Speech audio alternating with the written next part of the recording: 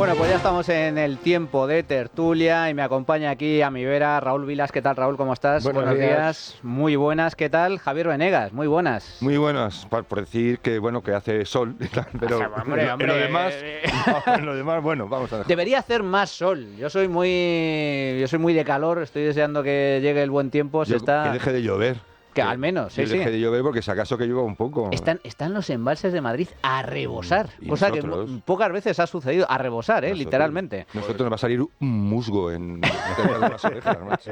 Y Fran Carrillo, ¿qué tal? Buenos días, Fran, ¿cómo estás? A pesar del socialismo, a pesar del sanchismo, buenos días. A pesar. Bueno, señores, tenemos desayuno, como siempre, gracias a Pastelería Saúl, con tiendas en Arturo Soria, en Alcoriza, en Canillas, en la calle O'Donnell, en la calle Orense y también con servicio a domicilio. Y antes de comenzar la tertulia, quiero aprovechar para recordaros algo que me ha parecido muy interesante, porque hace unos días estuvo aquí con nosotros el CEO de Cibislen y me pareció interesante lo que nos contaba sobre su modelo de inversión inmobiliaria. Ofrecen garantías en todos sus proyectos y las rentabilidades van del 10 al 13% anual, además de que se puede invertir desde 250 euros. Cuesta creerlo, pero es cierto. Así que os animo a todos aquellos que estén interesados a informaros en la página web de cibislen.com. Bueno, señores, me gustaría empezar por una primera valoración sobre la concentración que tuvo lugar ayer en Colón. Una concentración que estuvo promovida por asociaciones de la sociedad civil, más de 100 asociaciones, entre ellos Pie en Pared, con Marcos de Quinto a la cabeza, que ayer lo tuvimos aquí en este programa, y que también recibió el apoyo explícito por parte de los dos principales partidos de la oposición, del Partido Popular y de Vox, una concentración que, según la delegación del Gobierno, pues movilizó a cerca de 25.000 personas y, según los organizadores, a cerca de 200.000 personas. En todo caso, una concentración en donde el principal mensaje era reclamar o exigir pues la dimisión de Pedro Sánchez y la celebración de elecciones anticipadas, cosa que me da la sensación de que no va a tener lugar. Raúl, Fran y Javier. Pues vamos a ver, todo suma o al menos nada resta. Pero creo que todos estaremos de acuerdo que no hay una correlación entre la anomalía democrática que supone el gobierno de Pedro Sánchez y una movilización como la de ayer. O sea, un gobierno como este merecería una movilización mucho mayor. La de ayer, si es el comienzo de un periodo de más movilizaciones, es una buena señal. Pero bueno, tú mencionabas que es cierto que la oposición, los partidos PP y Vox han apoyado explícitamente la manifestación, pero a veces no basta con apoyarla explícitamente. Entonces yo creo que la situación en la que estamos pues requiere medidas excepcionales y una de ellas sería que el PP y Vox apoyasen, además de explícitamente con más ganas, no solo apoyasen, sino organizasen una gran marcha sobre Madrid o una manifestación que estuviese a la altura de la anomalía democrática que supone el gobierno de Sánchez y en mi opinión debería ser una de las mayores manifestaciones de la historia de España o la mayor. Y creo que el Partido Popular y Vox, si pensasen más en lo que les une, que aunque ellos lo nieguen sistemáticamente, son muchas cosas, y en la prioridad de echar a Sánchez y no estar todo el tiempo preocupados de marcar las diferencias entre ellos, pues yo creo una comparecencia de Feijóo y Abascal conjunta en las Cortes, llamando a la movilización y poniendo toda la maquinaria de los partidos al servicio de ella, pues tendríamos la manifestación que yo creo que merece Sánchez, que es evidentemente muchísimo mayor que lo que vimos ayer. Sin duda. Que sin ninguna crítica a los organizadores, insisto, todo suma, pero creo que hace falta más. Fran. Tú estuviste, ¿verdad? Sí, estuvimos allí y, como bien has dicho antes, 129 asociaciones reunidas en torno a la plataforma por la España Constitucional, y entre ellos pues estaba Pie en Pared, estaba su fundador Marcos de Quinto, uno de los organizadores, junto a Nacho Trillo de la convocatoria. Hubo varios factores que ayer hizo que mucha gente pues no apareciera desde el punto de vista social. Las amenazas de lluvia, que algo cayó, que eso siempre... Llovió prácticamente a los timoratos, pues, en fin, al empezar la concentración. En segundo lugar, estamos en periodo de exámenes, muchos jóvenes, universitarios, algunos dijeron que no podían ir por lo mismo. Pero ayer se constató sobre todo la diferencia y la separación que hay entre la sociedad civil y la sociedad política. La sociedad política, encarnada en el gobierno y en todas las alianzas que tiene, y la parte de la sociedad civil ayer se manifestó contra eso, una forma de gobernar, una forma de liderar, una forma de hacer política, una forma autocrática de entender el poder, y luego otra parte de la sociedad política en la que a mí me parece que tiene que hacer una reflexión, que es la que encarna la oposición. Porque tanto el Partido Popular como Vox fueron extremadamente cautos a la hora de apoyar la concentración de ayer. Y cuando digo cautos es que no se sumaron hasta última hora la confirmación de que alguien en representación de ambos aparecería por allí. Pero yo creo que porque se estaban mirando un poco por el rabillo del ojo, Ya, ¿no? Vigilando unos a otros. España está por encima de los tacticismos políticos. España está por encima de las necesidades coyunturales de uno y otro líder. España está por encima de lo que ahora mismo pueda salir en una foto y que no me vean con el que está al lado. Es decir, no podemos pedir por un lado que Sánchez se vaya, que se convoquen elecciones anticipadas, que España merece mucho más y que hay que proteger su dignidad, y cuando la sociedad civil, a la que recurres para la que te vote y a la que recurres para que te apoye, para sacar a este señor, convoca de forma autónoma una concentración, tú no te sumes porque no quieres que te vean con otro partido, con el líder de otro partido. Eso me parece muy triste, y eso me parece también un menosprecio a esa sociedad civil que ha gastado su tiempo y su dinero en organizar una concentración como ayer, que estoy de acuerdo con Raúl, debería ser el pistoletazo de salida a otras muchas. ¿Por qué? Porque si tú le pides a la sociedad civil que se movilice, que te apoye y que te vote, cuando la sociedad civil da el paso y tú no estás con ella, luego no le puedes reprochar absolutamente nada. Entonces me pareció muy triste que ayer no estuvieran los dos grandes partidos encarnados en sus líderes y que se miraran de reojo para ver quién aparecía y quién no. Eso creo que deberían reflexionar tanto en Génova como en Bambú. Yo creo que en última instancia esa división por parte de los partidos de la oposición, a quien beneficia en última instancia es al propio Pedro Sánchez. Javier. Correcto. Sí, bueno, beneficia, pero este es un análisis, digamos, más bien, yo creo que me gustaría ir un poco más allá. Yo creo que la situación de nuestro país es una situación muy crítica, y no ya, digamos, por la llegada de este, voy a llamarlo así, siento decirlo así, de este desgarramantas o este club de desgarramantas. No lo sientas, no lo sientas. No, porque no me gusta tampoco hablar de esta manera, pero lo tengo que decir porque es que es evidente que es así, ¿no? Yo los llamo tuercebotas, sí, pero ese... Pero desgarramantas también. Te quitan hasta, es decir, están colonizando absolutamente todo, ¿no? Se están rapiñando absolutamente todo, hasta lo más inconcebible, ¿no? El gran José María García les llamaba lametraserillos, correveidiles, chupópteros... Abrazafarolas. Por añadir... Por seguir. A mí me gusta desgarramantas porque es una expresión muy española que yo creo me gusta, no lo había escuchado. Que refleja exactamente la conducta que invade la política en este gobierno y sus aliados, ¿no? Yo creo que hay un divorcio más que entre la sociedad y la política. Yo creo que hay un divorcio, hay un descreimiento, hay una sensación de resignación, de que esto no tiene solución, de que unos y otros, aunque ya existan diferencias, yo no voy a entrar a discutirlas, más o menos vienen actuando por los mismos intereses, quítate tú que me pongo yo. Creo que esa es la percepción que hay en última instancia en mucha gente, sobre todo en los jóvenes. Yo quien más eché de menos ayer fue a la juventud. Es decir, y no me digan que... O sea, yo entiendo que hay exámenes, pero bueno, también sabemos que luego hay exámenes y por la noche seguro que habría más movimiento que por la mañana, ¿no? Entonces... yo lo achaco más al factor climático. Bueno, pero es que un país que... ¿Sabes que... Pero no solo el clima climático, sino el clima del que está hablando Javier. El clima social yo creo que es más... importante es que los medios no se hicieron eco. Sí, pero un momentito, dejarme terminar. Y yo diría que un país que... Vamos, yo el otro día tenía ganas de hacer una cosa, un entusiasmo absoluto, y me hice un tiempo de 1000 demonios y la hicimos. Sí, porque es pasión, es decir, sentimos una pasión por hacer algo, no nos vamos a retirar porque caigan 4, como si nos cae un chaparrón encima. Un país que no sale a la calle porque llueve, cuando le están robando hasta los bocadillos, pues entonces tenemos un problema grave, ¿no? Entonces, aquí está el problema entonces. Entonces tenemos un problema entre una desconexión de verdad entre la política, porque lo que hay realmente, lo que vemos, lo que es la política, lo que es la dignidad de la política, lo que es el oficio de la política, no es lo que estamos viendo. Es decir, no estamos viendo una época política, estamos viendo una época pues yo qué sé, polarizante, podemos llamarla de zascas, de fulano destroza a Mengano, brutal, contestación, pero claro, dices, bueno, la gente mira eso y dice, bueno, ¿y ha bajado el pan?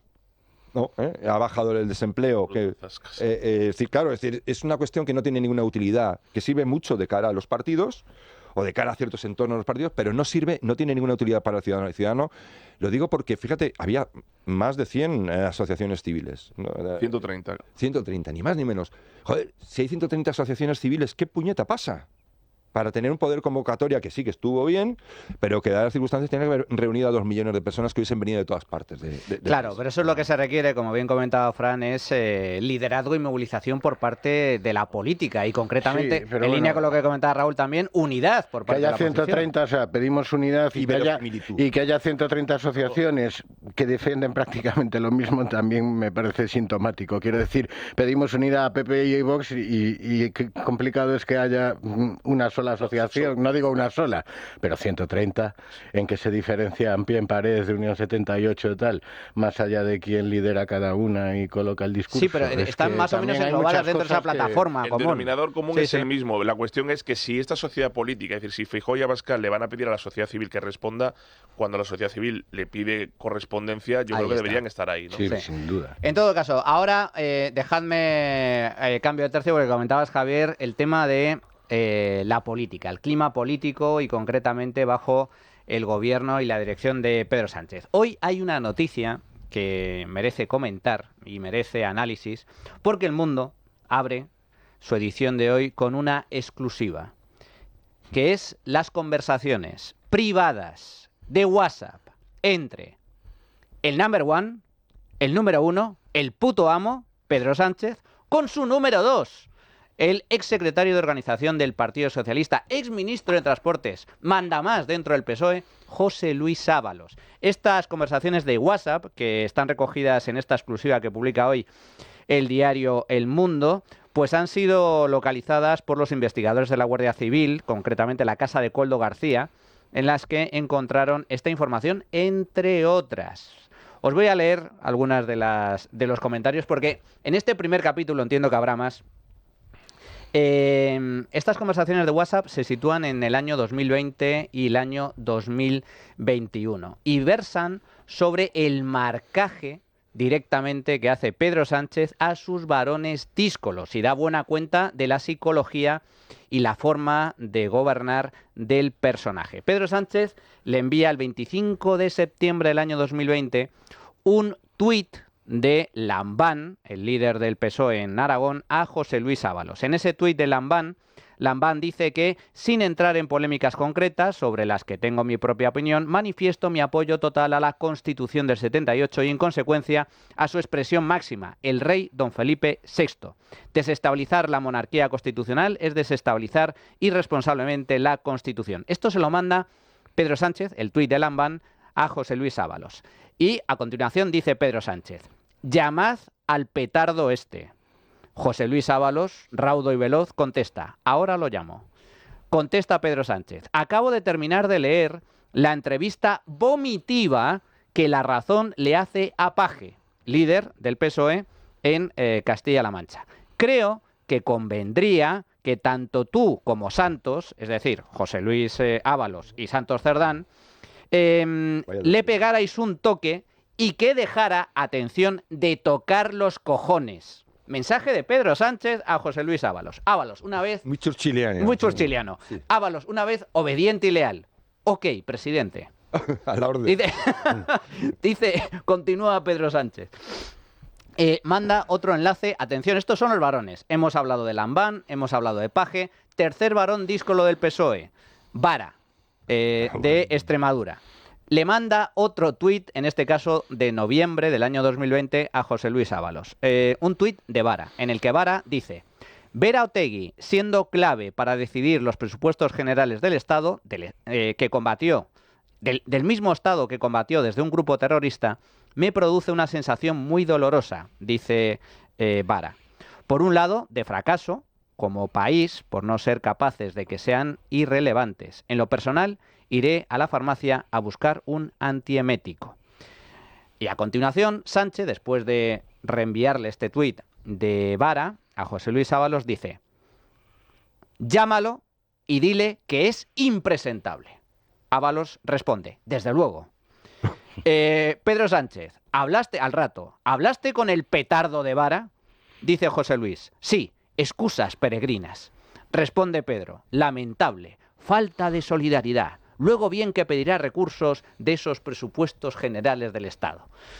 Bueno, pues, oye, aquí el mensaje de Sánchez está claro. Los varones que ni se muevan. Pero hay más, ¿eh? Una primera valoración sobre este tipo de mensajes, Raúl. Bueno, pues se constata el carácter despótico de Sánchez y el nivel de las conversaciones también es bastante ilustrativo, pero a mí no me sorprende demasiado. Quiero decir, creo que mensajes así, aunque no existiese WhatsApp entre Zapatero y Pepiño Blanco, seguro que lo sabía, entre Felipe González y Alfonso Guerra primero, bueno, y luego en contra, quiero decir, antes de que se enfrentaran, quiero decir que el manejo de los partidos políticos en España es ese, más allá del nivel que pueda tener Pedro Sánchez o no. A mí lo que me parece más significativo es que demuestra el grado de confianza, de unión que había entre Pedro Sánchez y José Luis Ábalos, que era el secretario de organización del partido y ministro de Fomento, que está imputado y que aquí no pasa nada. Quiero decir, eso es que me parece,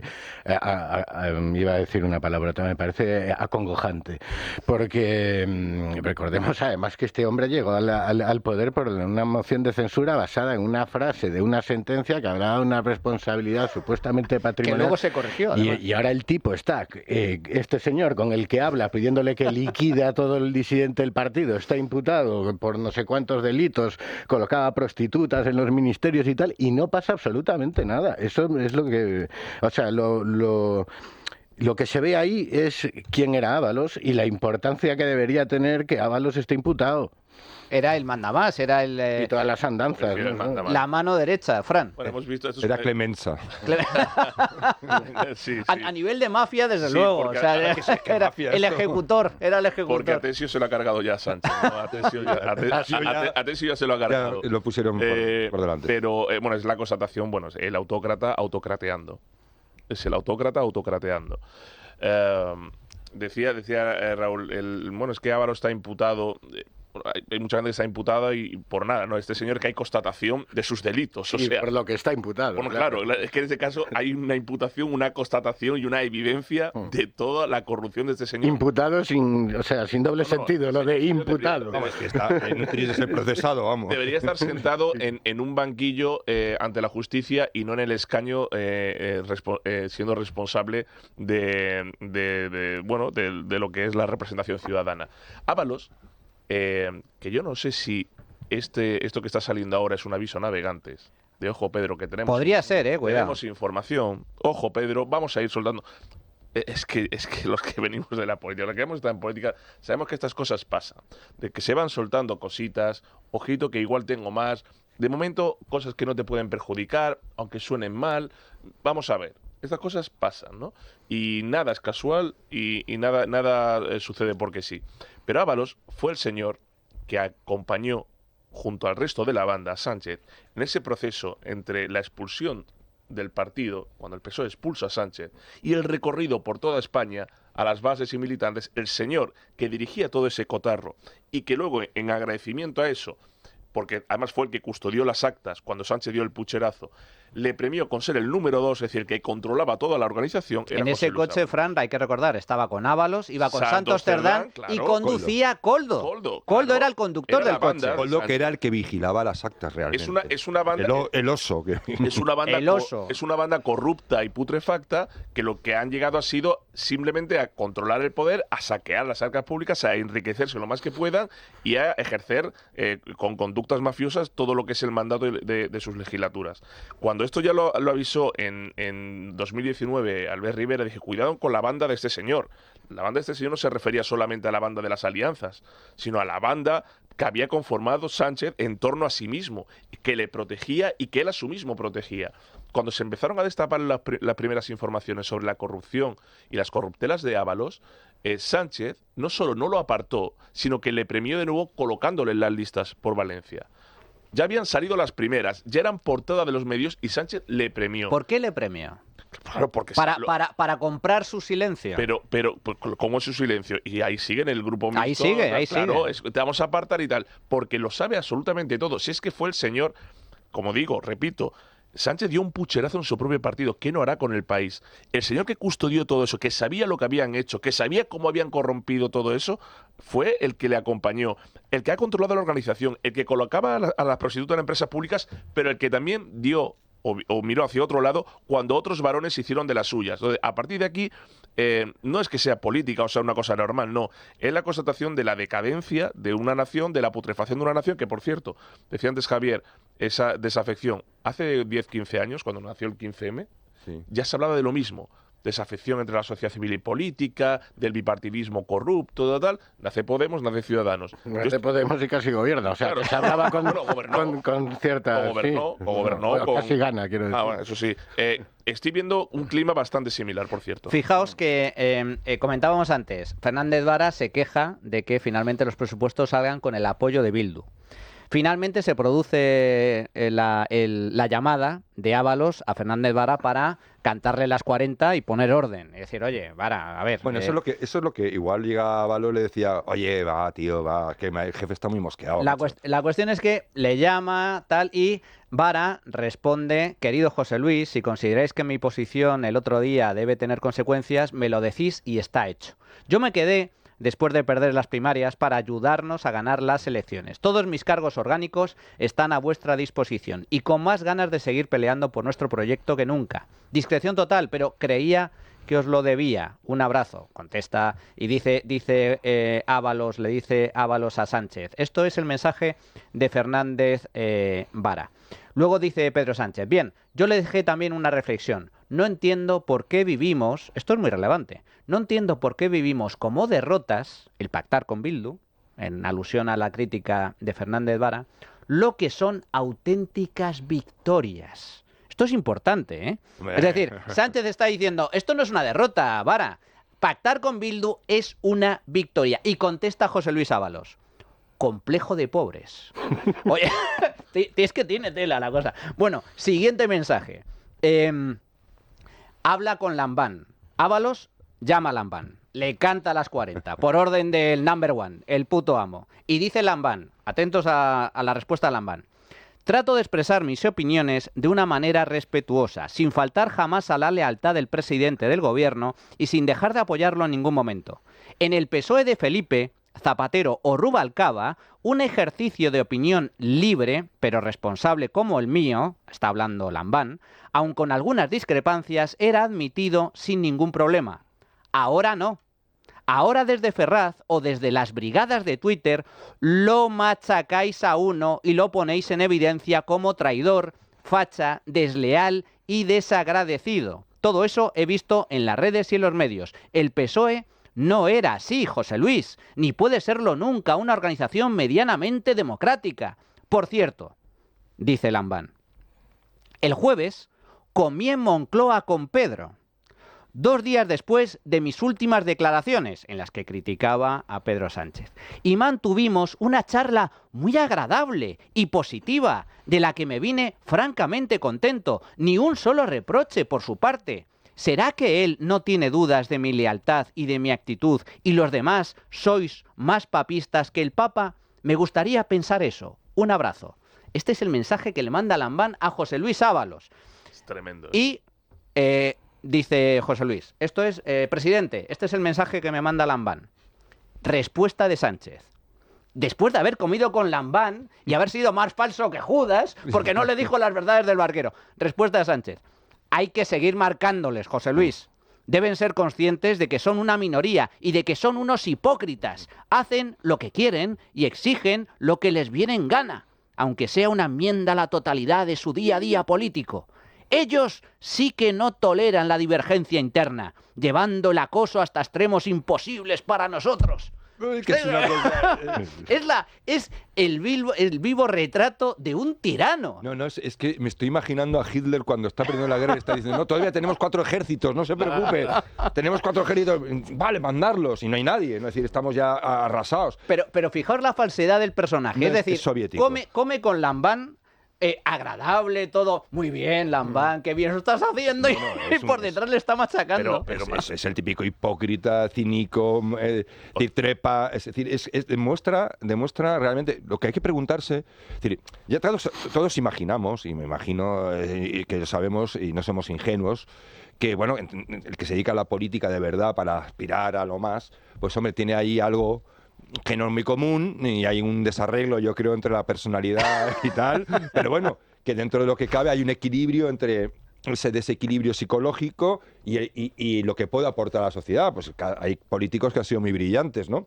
Pero la cuestión es cómo hemos llegado al extremo que podamos tener en un lugar con tantísimo poder, porque ojo, este señor está en la Moncloa. Ese es el poder. Es decir, el poder en España está en Moncloa. Que es otra cagada, con perdón, Cada vez más, de nuestro sistema político, porque los padres de la patria pues decidieron darle demasiado poder a la figura de la presidencia del gobierno, por otras razones que no vinieron al caso y que no fueron las que esperaban. Pero tenemos a un pavo que es que no es ni siquiera como aquel que se presentaba a gobernador en Brasil, ¿no? Que tenía un eslogan que dice, roba pero hace. Roba, pero al menos gestiona algo. No, es que decir, todo el mundo puede intuir, el que no es tonto, que un político es un ser egoísta y ambiciosillo, ¿no? Pero también sabe que hay un contrato no escrito de decir, bueno, yo soy ambicioso y quiero llegar a las más altas cotas de mi narcisismo, pero a cambio algo te voy a dar. Claro, ponerlo al servicio... Te robo un poquito. Ponerlo al servicio del interés general. Claro, pero hemos llegado a un punto en España que este es el grandísimo drama de nos hemos cargado por completo a la política, que hay un señor como Pedro Sánchez y todos los que le rodean, porque ojo, es el 1, el 2 es Ábalos y el 3 que también... Y que también huele, ahora es el 2, es Santos Cerdán, que huelen bastante mal. Es decir, estamos con gente que no da absolutamente nada, que lo roba absolutamente todo. Absolutamente, hasta la libertad de expresión. Fran y Raúl, pero muy breve. Como este señor ya deliraba preventivamente, es decir, antes de delirar ahora en el búnker ya estaba delirando por WhatsApp, como es Pedro Sánchez, yo voy a contar algo para que lo sepan los oyentes de lo que es la catadura moral de este señor. Este señor nos decía en 2015-2016 a Ciudadanos que él era un profundo liberal, de convicciones profundamente liberales, que le llamaban el facha del PSOE. Anda. Y que él era el que estaba a la derecha del PSOE por sus convicciones liberales. Es decir, esta es la catadura moral del personaje, ¿no? Recordáis que en aquellas famosas elecciones de 2015 hubo un primer acuerdo o acercamiento entre Ciudadanos y el PSOE que luego se repitieron y ganó Rajoy y al final fue el acuerdo de investidura con Rajoy. Bueno, ese era el personaje, ese era Pedro Sánchez, lo que nos decía. Es decir, a cada uno le dice lo que quiere escuchar para conseguir sus fines, porque eso es un déspota, eso es un tirano, eso es un autócrata. Segunda consideración.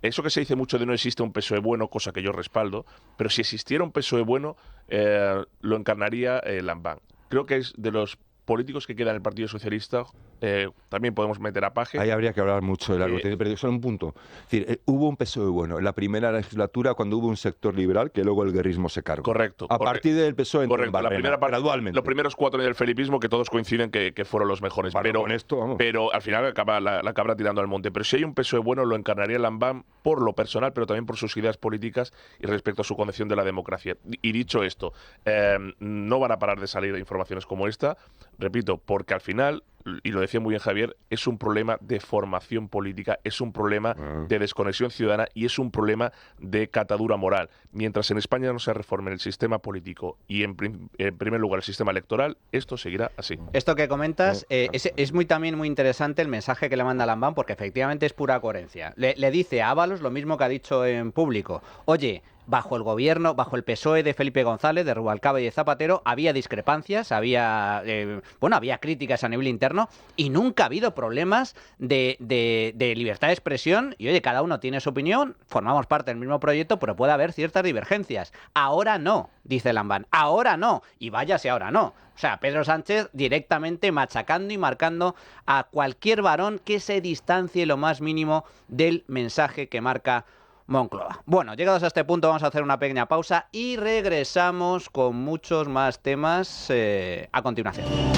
Bueno, pues ya estamos de nuevo en el tiempo de tertulia y contamos ya al teléfono con Iván Espinosa Los Monteros. ¿Qué tal, Iván? Buenos días, ¿cómo estás? Muy buenos días, Manuel, y a todos los escuchantes de La Trinchera. ¿Cómo estáis? Muy bien. Oye, Iván, quería hablar contigo porque estrenas libro y además me encanta el titular: España tiene solución. Este libro sale a la venta, lo presentas el próximo miércoles con Cayetana Álvarez de Toledo y sale a la venta pues ese mismo miércoles, pero vamos, que ya es un éxito porque en preventa se ha agotado. O sea que enhorabuena, lo primero. Muchísimas gracias. La verdad es que estoy muy, muy sorprendido porque efectivamente se ha puesto el número 1 en ventas en Amazon, que es un poco la guía, solo sobre la preventa, porque aún no se ha distribuido. Se empieza a distribuir en librerías en toda España este martes, miércoles, y en Amazon lo mismo.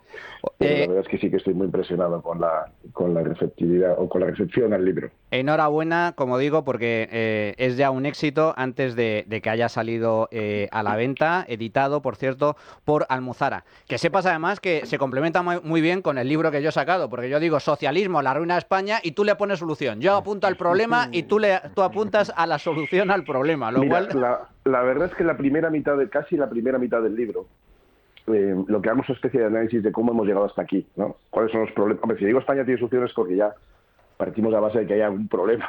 Un problemón. Un problemón, ¿no? Y parte del libro, como digo, la primera mitad más o menos es una explicación desde mi punto de vista, como es lógico, de cómo hemos llegado hasta aquí. Y tiene mucho que ver con el tuyo, porque lo que digo, en breve, en un resumen muy, muy, muy abreviado, es que tiene mucho que ver con lo que ha sido la izquierda, pero desde hace 80 años, desde el año 45, desde la posguerra, ¿no? Y lo arranco con una cita, o más bien con una referencia a una entrevista real, que se puede ver en YouTube, de un ex agente de la KGB que se pasa a Estados Unidos y explica, en una entrevista del año 84, te hablo en plena Guerra Fría, explica a un periodista americano cómo opera la KGB, cómo opera el marxismo, ¿no? Y lo que viene a decir es, ustedes se creen que lo que hacemos nosotros la KGB y tal son cosas de espionaje, de James Bond y tal, y no. Bueno, hay algo de eso, pero el 85% de lo que hacemos realmente es infiltración cultural. Y dice, parece mentira que ustedes, los americanos, no se den cuenta, se puede extender a los occidentales en general, que les hemos invadido sus colegios, sus universidades, sus medios de comunicación, sus películas desde Hollywood, en fin, todos los medios de influencia del año 84. Y les estamos generando a sus hijos y nietos, a los nuevos americanos, una realidad paralela infiltrada por nuestras ideas, ¿no? Y bueno, lo que digo es que de ahí, de esa capacidad de la izquierda de infiltrarnos y de vendernos unos mensajes completamente erróneos, pero que se los compremos, de esa capacidad es de donde nacen muchos de nuestros problemas. O sea, que tiene todo que ver con lo que has escrito en tu libro también, Manuel. Iván, apagones, caos ferroviario, servicios públicos que no funcionan, pagamos impuestos de países ricos, pagamos de hecho muchos más impuestos que muchos países ricos, pero tenemos servicios públicos de países pobres. ¿Avanzamos hacia un Estado fallido? Pues avanzamos en ese camino. Lo que pasa es que tenemos simultáneamente una característica que es quizá nuestra mayor virtud y también nuestro mayor problema, ¿no?, a la vez. Y es que España es un gran país, ¿no? España sigue siendo un país maravilloso para vivir, es un país que yo he tenido la fortuna de conocer mucho mejor en los años en los que tuve política, porque viajé y conocí las 50 provincias, las 2 ciudades autónomas, y te das cuenta de que al final, pues todos los días hay un herrero que va a su taller y se levanta y trabaja, y hay un autónomo que vende lo que sea, pues productos de alimentación de tienda en tienda, y hay un tendero que abre su persiana por la mañana, y todos los días España va funcionando cada vez con más dificultad, como tú dices, cada vez de una manera más parecida a un Estado fallido, pero sigue siendo un país maravilloso para vivir por su tradición, por su gente, por su clima, por su gastronomía, por su cultura, por su buen talante, por utilizar una palabra de la izquierda, porque es un gran país, ¿no? Entonces eso nos hace relativizar las cosas, no saltar a la primera, no salir a las calles a protestar. Y bueno, pues esto es parte de la maravilla de España y también es parte del problema cuando tenemos, como tenemos ahora, pues posiblemente el peor gobierno de nuestra vida, y no somos capaces, parece, no somos capaces de reaccionar, quizá por una falta de confianza en nosotros mismos, ¿no?, que yo creo que es un problema que, bueno, pues que perjudica a España como perjudica a la derecha en general, ¿no?, la falta de confianza en nosotros mismos. Iván, comentábamos, ayer hubo una concentración en Colón, de hecho también estuviste allí presente, comentábamos justo antes de entrar contigo, pues ese intercambio de WhatsApp entre Pedro Sánchez y Ábalos, que realmente reflejan bastante bien al personaje. ¿Crees que son conscientes o somos conscientes los españoles del riesgo que representa Sánchez para la democracia y nuestras libertades? No, en absoluto. Eso es, digamos, la esencia de lo que nos pasa, ¿no?, en la derecha. Es decir, que no relativizamos todo, somos gente de orden, no salimos a protestar, no quemamos contenedores, no arrasamos cajeros automáticos, no rompemos vitrinas de cristales y vemos las cosas con una relativa distancia. Y nos cuesta mucho movilizarnos, nos cuesta mucho protestar, incluso nos cuesta mucho a veces activarnos, ¿no? Y como digo, yo creo que esa falta de confianza en lo que tenemos, y también te diré, la falta de una apuesta clara y definitiva por la libertad, ¿no?, pues es algo que no nos caracteriza, porque la libertad, apostar por la libertad es apostar por la responsabilidad, ¿no?, y eso da miedo. Entonces estamos en una especie de bucle melancólico en el que vemos que las cosas se deterioran, protestamos en la cena con nuestros amigos, nos enfadamos, pero luego pasamos a otro tema, nos olvidamos y seguimos con nuestra vida sin hacer gran cosa. Y todo el mundo, bueno, pero ¿yo qué voy a hacer? Esto que lo hagan los políticos. Ya, pero es que los políticos de siempre hacen las cosas de siempre. Entonces, empezamos a tomar conciencia todos de nuestra responsabilidad individual, que yo entiendo que es limitada, pero que existe, y nuestra capacidad de cambiar las cosas, que es limitada, pero que existe, o tomamos las riendas de nuestro futuro, o estaremos en un bucle, como te digo, infinito, en el que, bueno, pues Pedro Sánchez acabará cayendo, pero vendrán otros que no acabarán tampoco de darle la vuelta a España, porque tampoco somos capaces ni de exigírselo ni de proponérselo, ¿no? Esto que comentas, Iván, me parece muy importante, porque yo siempre digo que España, por desgracia, navega entre la izquierda y la extrema izquierda desde el año 2004, y cuando hablo de izquierda me refiero también al PP de Rajoy, que no cambió absolutamente nada durante los años que estuvo gobernando, incluso con mayoría absolutísima. Pero en tu libro hablas de que hay solución. ¿Cuál es la receta que explicas en el libro? Bueno, lo que cuento en el libro tiene que ver con un cambio. Lo primero es un cambio de mentalidad y tiene que ver con lo que tú acabas de decir, ¿no? Es decir, no puede ser que andemos siempre, o por lo menos en los últimos 25 años, entre un recuerdo borroso de lo que fue teóricamente un PSOE bueno, que yo no admito, yo digo en el libro, que los que hemos crecido con Felipe González, en nuestros años de adolescencia o juventud, nos creíamos que eso era el PSOE, un PSOE que a mí nunca me ha gustado, que yo nunca he votado, que no me parece bien, pero bueno, que era una cosa con un mínimo compromiso con España, con unos mínimos, ojo, que el PSOE de los 80 y los 90 fue también tremendamente corrupto, tremendamente nocivo en muchos aspectos, pero en fin, aquel Felipe González hoy nos parece, parece una figura elevadísima, ¿no? Entonces corremos el riesgo de pensar que es que Sánchez y Zapatero pues son el PSOE malo, pero que ya volverá el PSOE bueno. No. Es al revés. El PSOE es un partido criminal desde su fundación, desde sus primeros, desde Pablo Iglesias, a Indalecio Prieto, a todos sus líderes de la preguerra y de la posguerra. Y luego, bueno, pues hay unos años ahí del felipismo, donde las cosas se moderan un poco, pero luego llega Zapatero y Sánchez y vuelve al PSOE original. Es decir, Felipe no es la norma, sino la excepción. Digo esto porque, como tú indicas, Manuel, no podemos estar siempre entre la izquierda teóricamente moderada y la extrema izquierda, que es lo que es el PSOE normal, y cuando toca que gobiernen nosotros no seamos capaces de dar la vuelta a la situación. Entonces, España tiene solución, pero hay que atacar algunos problemas desde una nueva mentalidad basada en la confianza, en la capacidad, en la creatividad, en el impulso, en mirar hacia adelante, en entusiasmar a la gente, porque yo no veo que estemos entusiasmados, no veo que los partidos de la derecha estén entusiasmando, no veo un enorme optimismo, ¿no?, en el votante, veo un enorme hartazgo con el gobierno actual, pero no veo, y que me perdone que disienta, pero no veo un enorme entusiasmo y un enorme optimismo por votar a los partidos alternativos, ¿no? Entonces, ¿qué hay que hacer? Pues con una mentalidad, como digo, renovada y con optimismo. Lo primero, atajar el problema del nacionalismo, que es un problema que tiene solución. No tiene solución de aquí a 15 días o de aquí a 2 meses. Es un problema que llevará muchos años, pero que hay que empezar a solucionar. Segundo, tenemos que centrarnos en generar lo que yo llamo un segundo milagro económico, ¿eh? Porque España tuvo un milagro económico en los 60, donde estuvimos durante 14 años, desde el plan de estabilización en 59 hasta la crisis petrolera del 73, unas tasas de crecimiento anual compuesto de más del 7%, que esto no lo ha conocido Occidente nunca, jamás en la historia. Es decir, es el país que más ha crecido occidental en la historia y me cuesta creer que haya muchos asiáticos que lo hayan superado. Luego en los 90 tuvimos otro momento de enorme expansión y necesitamos, como digo, otro milagro. Pero también digo que los milagros no existen. Los milagros son producto pues de un objetivo claramente marcado y de poner todos los recursos del país a trabajar en ese sentido, ¿no? Ahí enlazo con oportunidades que veo para España pues en el mundo de la infraestructura, en el mundo de la tecnología, por supuesto en las cosas que ya hacemos bien, en la industria, por ejemplo, la industria automóvil, pero que no nos podemos cargar una industria que tenemos y que funciona muy bien, como esta, ¿no? La del automóvil. O el mundo del turismo, que tenemos que darle un empujón y ponerlo de otra manera, ¿no?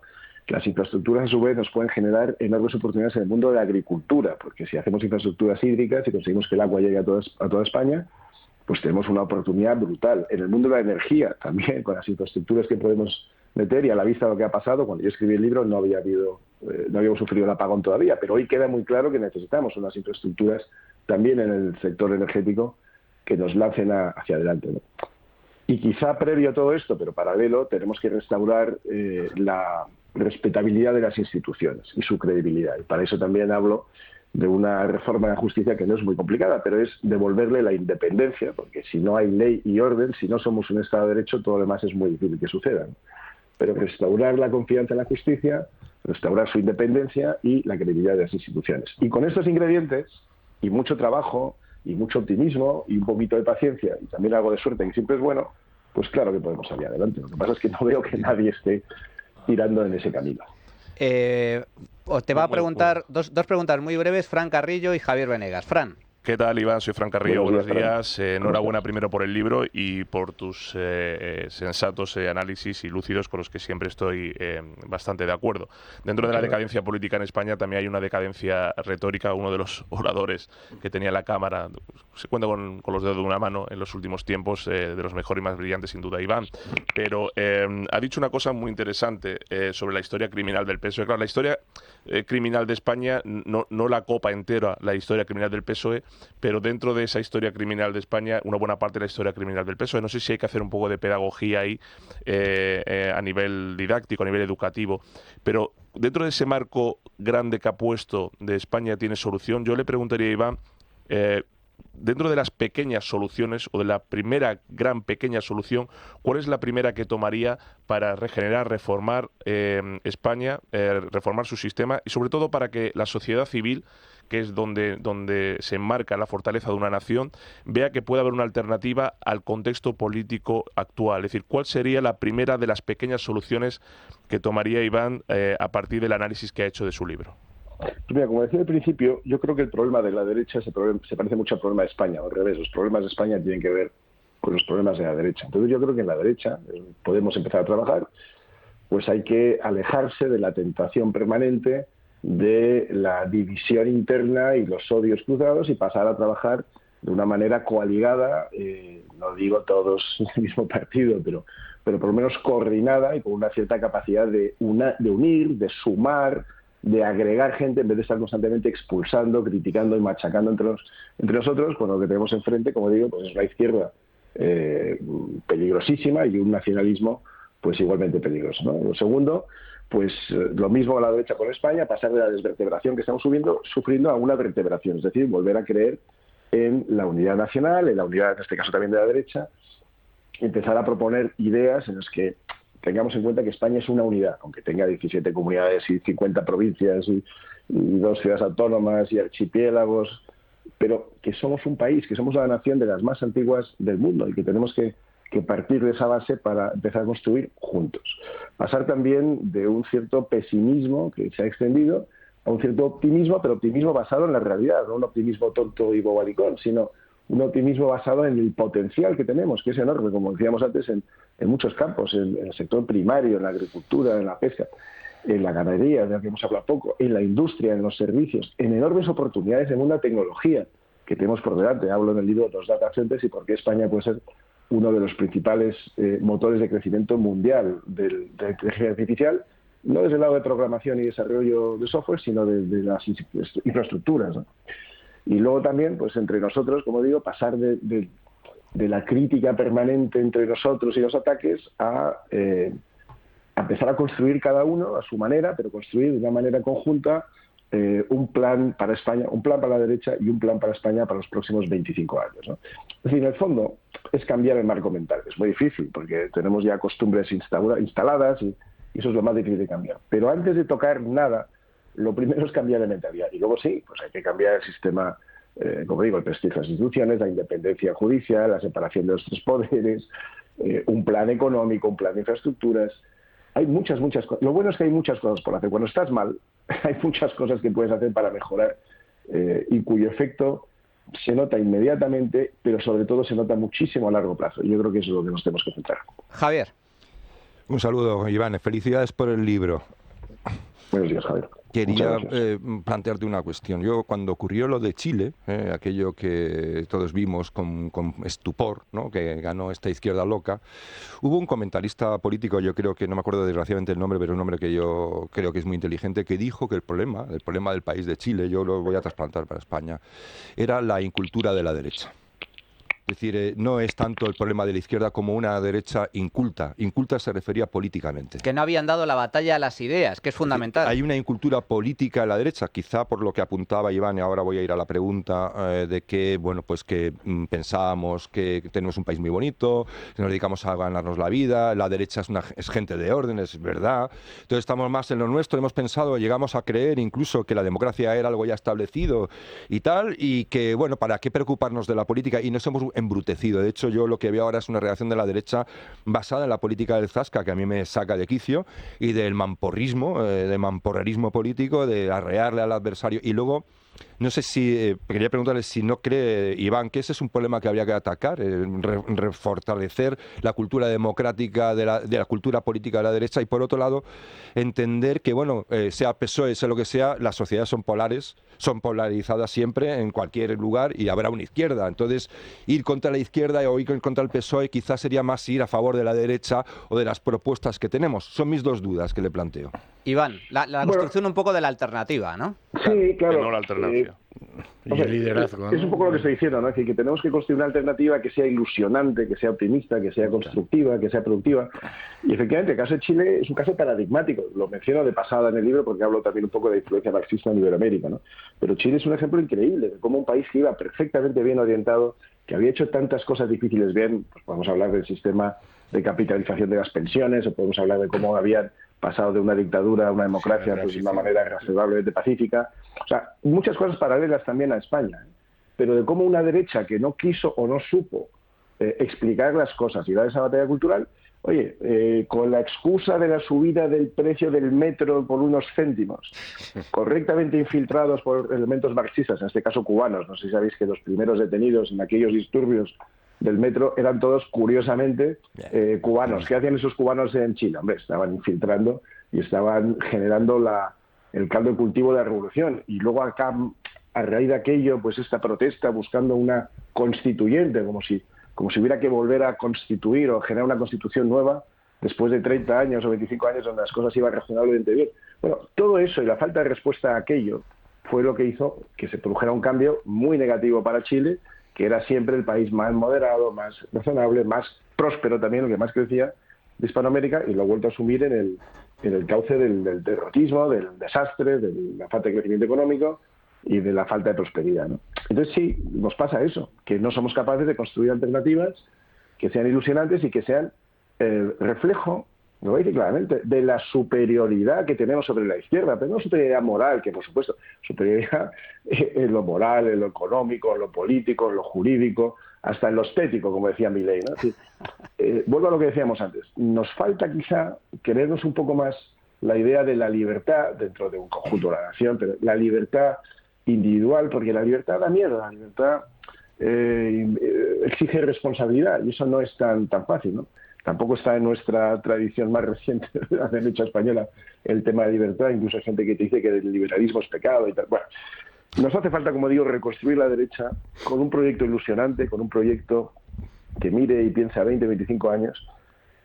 Tú decías la política del Zasca. Yo creo que a la izquierda hay que cascarle mucho, la verdad, porque es que si no, se vienen arriba y te acaban imponiendo sus dogmas, ¿no? Yo creo que una de las cosas que en los últimos 4 o 5 años están pasando es que empieza a haber por lo menos atisbos, por eso soy muy optimista, Yo creo que modestamente desde Vox se hicieron las cosas bastante bien y se generaron algunas expectativas, algunas ilusiones. Creo que se empezó a confrontar por primera vez a la izquierda. Podrá haber habido excesos o los podrá haber ahora, no sé, no entro en eso, pero por lo menos hay unas brasas que se pueden convertir en una llama si somos capaces entre todos de empezar a, por un lado, construir un proyecto optimista y de cara al futuro, y por otro, oye, confrontar clarísimamente con una izquierda que está haciendo mucho daño, y lo mismo con el nacionalismo, ¿no? Me quedo con esta frase porque a mí me encanta, y esto además lo ha explicado a la perfección Javier Milei en Argentina. A los zurdos no se les puede dar ni un milímetro, y además es que somos superiores en todos los sentidos, también desde el punto de vista moral. España tiene solución, hay esperanza.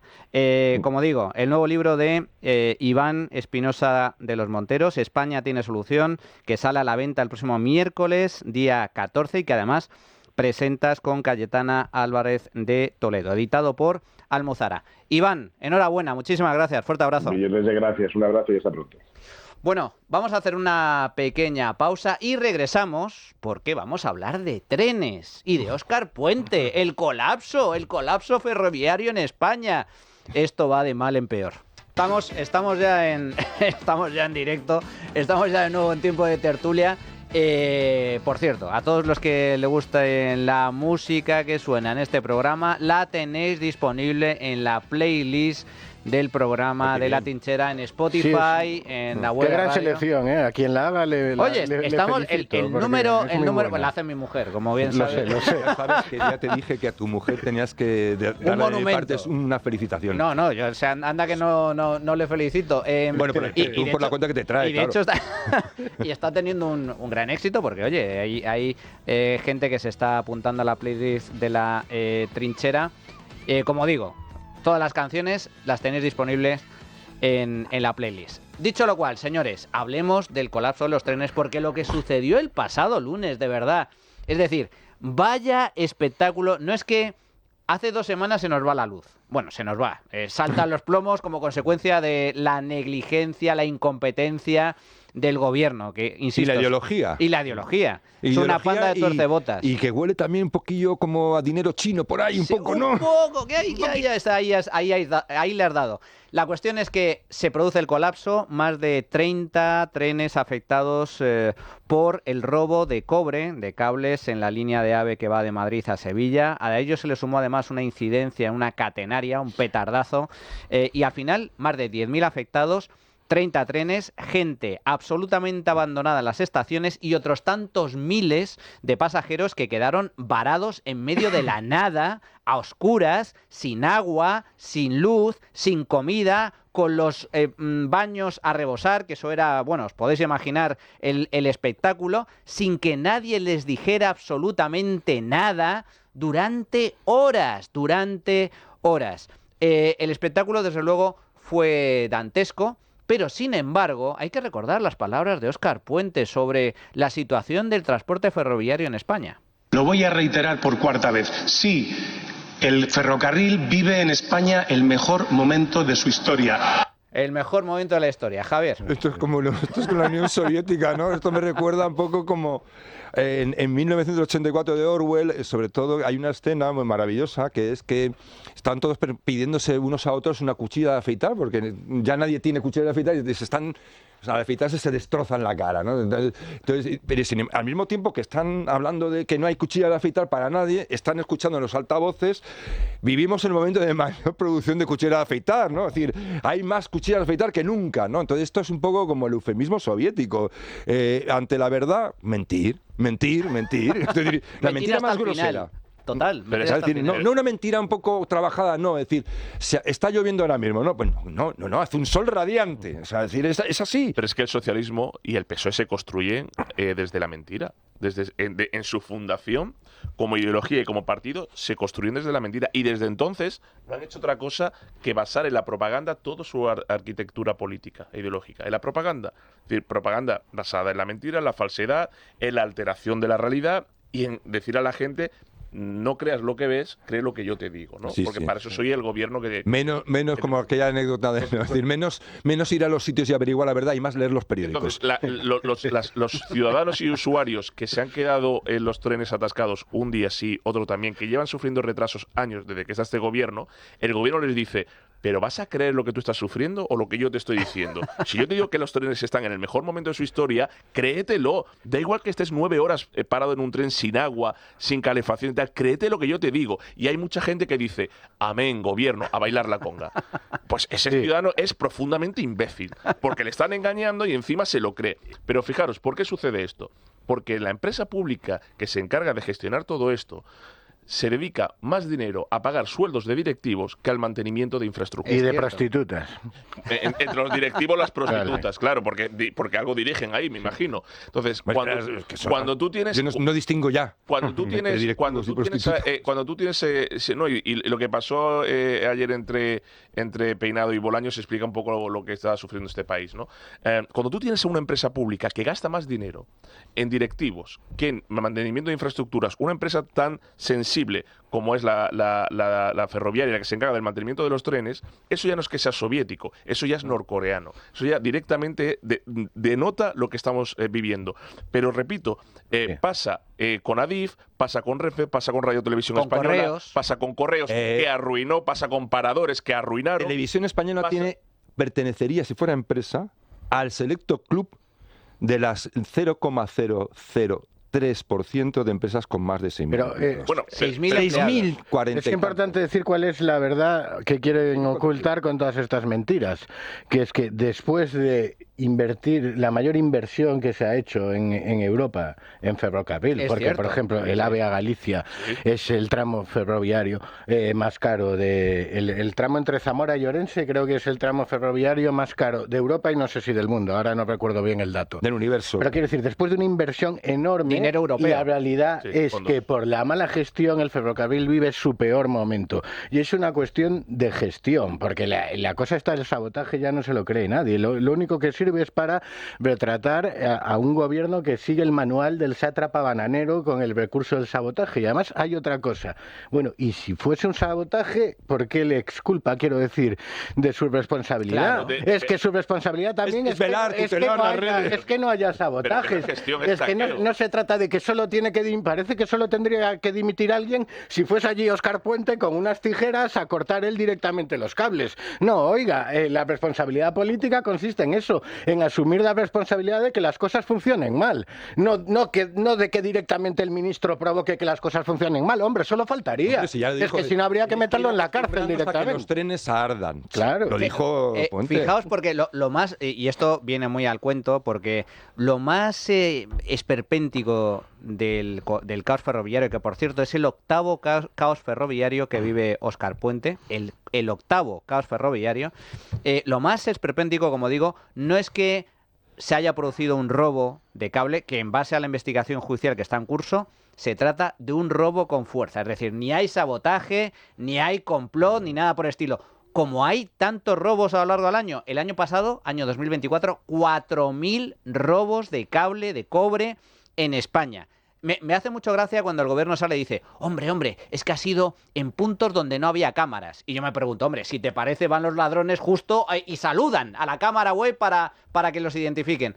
Pero lo terrible es que desde el gobierno la reacción fue inmediata. Argumentario de Moncloa enviado el día después, el martes, después del caos, a sus altos cargos y también a sus voceros mediáticos. Un argumentario de Moncloa en el que directamente culpan a la derecha del apagón y de los sabotajes del AVE.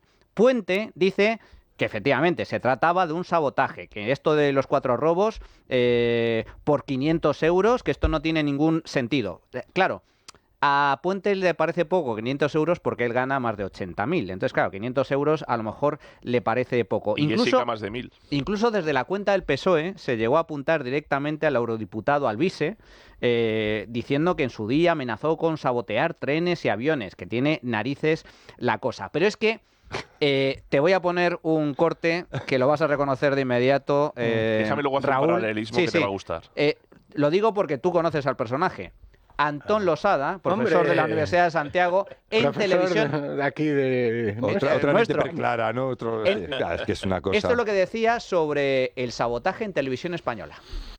Un Paco que iba por ahí con la furgoneta y vio unos cables y sacó el alicate y los... No, esto exige organización, exige planificación, exige información, muchísima información para saber cuándo, cómo, dónde se puede hacer, dónde no hay cámaras. 5 golpes prácticamente simultáneos. Aquí hay una organización, aquí hay una banda que se dedica a esto, por la razón que sea. No parece el móvil económico, como es el caso de los asaltos a Rodalíes en Cataluña de la catenaria, pero es evidente que es una banda organizada y que el objetivo está muy claro: sembrar el caos, dar la sensación de que España es un país al borde del caos. Más, ya te digo, más a mi favor. O sea, tenemos aquí prácticamente a la CIA, o sea, a la élite de los grupos estos subversivos y el gobierno a verlas venir. O sea, es un grupo súper organizado de élite criminal y estos no saben ni por dónde les viene el aire. Pues más razón para que dimita. Hombre, yo creo que esto es más grave, que en todo caso esto sería más grave desde el punto de vista de la responsabilidad del gobierno que sea un pobre baterillo de cobre, ¿no? Es que es inconsistente, porque vamos a ver, me está diciendo que no tienes medidas de seguridad en esa zona y me está diciendo que tienes que ser un grupo súper organizado. Bueno, pero entra ahí como Pedro por su casa. Y lo que hay que decir es el comando que fue a por Bin Laden. Da igual, seguro. Como si es un grupo desorganizado, que son igual un grupo de estos que habituales que roban. La canción que hacíamos de pequeño de Antón, el trilero, cada cual. Vamos a ver, es que es gracioso. Mira, yo no sé si fue por influencia del anterior jefe de gabinete de Pedro Sánchez en Moncloa, tan adicto y adepto a las series norteamericanas, que construía toda la estrategia de Moncloa en base a lo que veía en las series norteamericanas, pero hay un capítulo de una de las temporadas de House of Cards que le gusta tanto al presidente del gobierno y al que fue su jefe de gabinete, donde los que presiden en la Casa Blanca organizan un autosabotaje para luego culpar del sabotaje a los demás y, por tanto, que el poder sea aún mayor del que tienen, lo concentran más poder, ponen a la ciudadanía de su parte porque el país está siendo saboteado, porque el país está siendo atacado y, por tanto, necesito que me deis respaldo para enfrentarnos a todo esto que estamos viviendo. Y cuando uno ve toda la deriva autocrática de este gobierno soviético y liberticida, y cuando uno ve los paralelismos que ha habido antes en la historia, uno empieza a pensar que estos tipos de sabotajes o negligencias o falta de profesionalidad política y personal de los que nos dirigen, el apagón nacional, el tema de los trenes, la constancia en esa decadencia de los servicios públicos mientras pagamos impuestos absolutamente abusivos, viene en parte del Estado y de quien gobierna. Es decir, vamos a intentar que la gente vea que todo esto no es culpa de nuestra incapacidad y negligencia, sino que es culpa de la oposición. Y has dicho, mandaron un argumentario que están replicando todos. Esto lo han hecho queriendo, esto lo han hecho bien. En las dos opciones que hay posibles, el gobierno sale retratado. O negligencia por falta de mantenimiento y, por tanto, por falta de gestión, porque estás saqueando todo lo que hay en los recursos públicos en las empresas, o bien por autosabotaje para concentrar mayor poder y, por tanto, justificar tus acciones futuras. Fíjate que esta tesis también circula, la de, bueno, tal, un ataque de falsa bandera. Lo que pasa es que eso requeriría tal nivel de precisión y de estrategia. Es mucho más sencillo. Impropio de las bandas que operan. Sí, pero en este caso son tan tuercebotas que ni siquiera valen para eso. La explicación es mucho más sencilla porque, a la vista de la investigación judicial que está en curso, esto es un robo más, un robo grave, pero un robo habitual de cable de cobre por bandas organizadas. Claro que bandas organizadas, pero de criminales, no de derechas ni nada por el estilo. Nada que ver con Misión Imposible ni cosas así. Y luego una avería que se sucedió en una catenaria que, curiosamente, el gobierno, sobre el tema del robo de cobre, hablaba de sabotaje y culpaba a la derecha, es falso. Y luego, sobre la catenaria, culpaba a Irio, a la compañía competencia de Renfe, que también es falso. Se ha demostrado que es falso porque lo que sucedió es que Irio ese tren en concreto tuvo que parar porque explotó la catenaria enfrente del tren. Bueno, esta es la realidad. Pero vayamos a otro ejemplo que a mí me parece paradigmático. Y me gustaría empezar contigo, Javier. Barajas. 500 sin techo en Barajas, con plaga de chinches, con prostitución, con tráfico de drogas en la T4, que es la primera imagen que se llevan los turistas internacionales cuando llegan a Madrid, uno de los grandes aeropuertos del mundo. Se encuentran con 500 desarrapados que duermen allí todas las noches, cada vez son más, y allí no hace nada nadie, Javier. Bueno, es que esas imágenes son tremendas. Es dantesco. Yo cuando lo vi no daba crédito, porque yo la verdad es que por la T4 no paso a menudo. Estuve cuando se inauguró y demás, por cuestiones de trabajo, pero ver lo que hay allí. Es decir, hemos conseguido llegar, no, es que decir, estamos hablando utilizando una serie de coletillas que parece que es un horizonte a futuro, que son avisos del mañana. No, estamos en el tercer mundo. Estamos llegando por méritos propios al tercer mundo. Esto es tercermundista. Tercermundista, es decir, y luego además que me gustaría distinguir una cuestión fundamental. Han conseguido, ya de por sí había que desconfiar de él, del Estado, pero han conseguido que el Estado sea el primer enemigo de la nación o de los españoles. El Estado es el primer enemigo ahora mismo de los ciudadanos. Es decir, es el que consiente o promueve determinadas conductas o problemas y además, encima, cuando llega el momento crítico, veamos lo de Paiporta.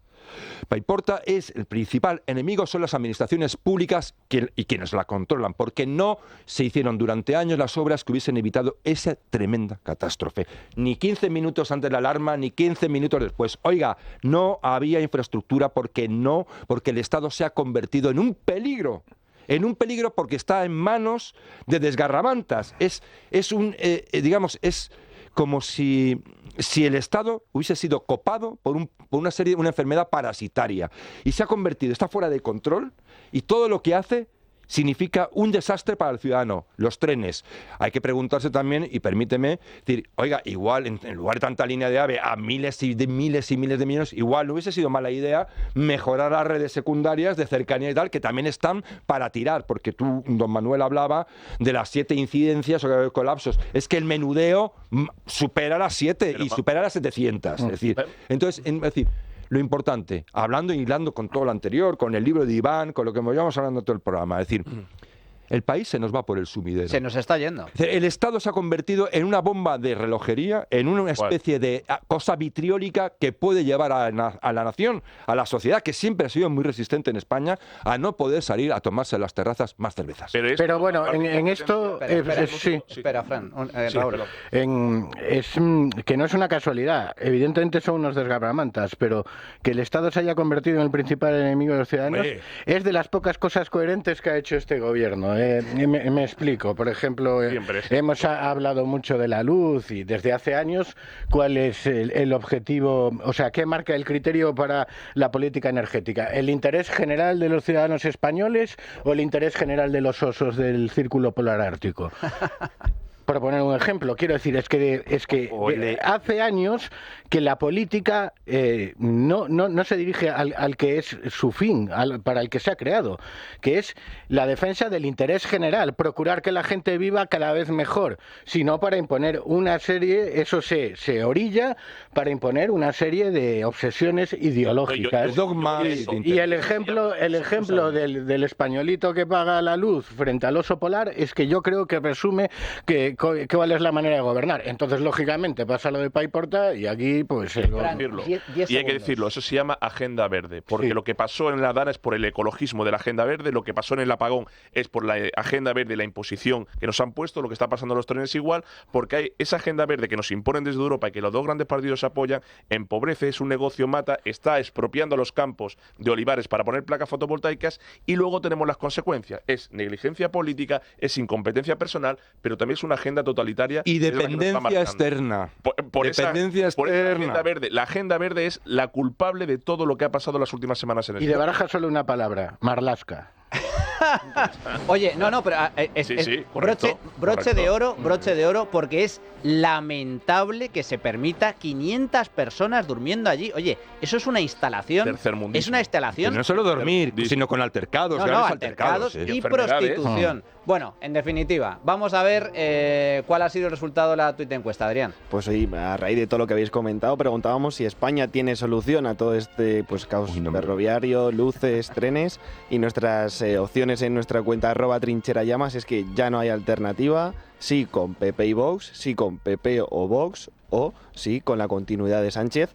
Pues un 53% de los votos cree que sí con PP y Vox es la solución para arreglar esta España que va a la deriva, y también vamos a escuchar a los oyentes. Pienso que mientras gobierne la izquierda no hay solución, porque bajo mi punto de vista no hay dinero para España, hay dinero solo para sus seguidores y que le voten, claro. Gracias. Hola, buenos días. El apagón ha sido la gran metáfora del sanchismo. Parecemos un gobierno sin luces, que puede funcionar en un país cuyo gobierno está formado por una banda de incapaces. Pues nada, no funciona nada. Buenos días. Con respecto a su pregunta, la única posibilidad de que todo funcione, entre comillas, es cambiar la ley electoral. Mientras no se cambie la ley electoral, seguirá habiendo incompetentes que produzcan semejantes tropelías. Buenos días. Bueno, pues hasta aquí la opinión de nuestros oyentes. Raúl Vilas, como siempre, un auténtico placer. Lo mismo digo. Fran Carrillo, muchas gracias. A ti, a vosotros. Un placer, Javier Venegas. Encantado, y a ver si la próxima podemos estar un puntito mejor. No sé de qué manera, pero hay que intentarlo. Siempre podemos empeorar, cuidado. No me digas eso. Bueno, nosotros continuamos. Ahora vamos a hablar de dinerito, de inversiones, y después a contracorriente con Sandra León. Y también una ventana a la esperanza con el tema de la inquiocupación en España. La trinchera de Llamas, con Manuel Llamas.